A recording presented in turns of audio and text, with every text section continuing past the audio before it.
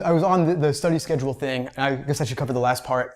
So there's pacing, which is the individual timed sections, working down from maybe 50 minutes or 45 minutes down to the 35-minute mark. And then finally you have endurance, which is when you're doing full-length timed exams, and those should be 5 sections, not 4, because you want to simulate what you're actually going to be doing on test day. And even if you have testing accommodations, they now make you do the experimental as well. So everybody's doing 5 sections.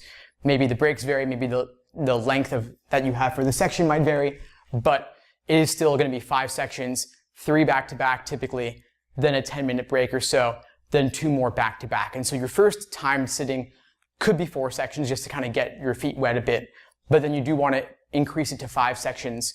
And so you could take exams, let's say 83, 84, 85, and 86, take those in the 4 weeks leading up to test day, and then to simulate the experimental, you take exam 82, divide it into 4 parts, and then insert each one of those 4 parts into exams 83, 84, 85, and 86.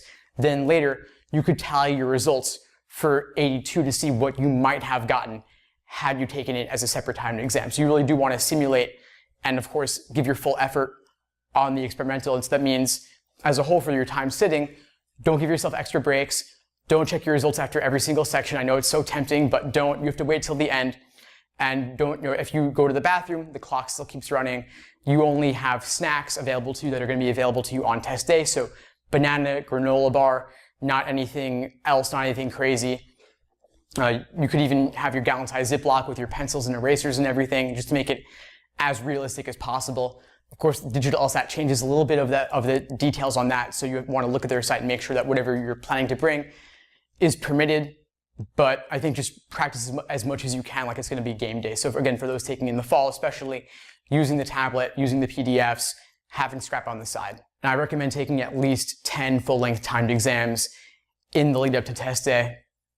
So that could be, on average, ideally, maybe 1 exam per week. That's a good general benchmark.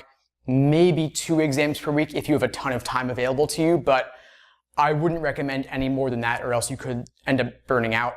And you also might not have enough time to fully review everything you're doing.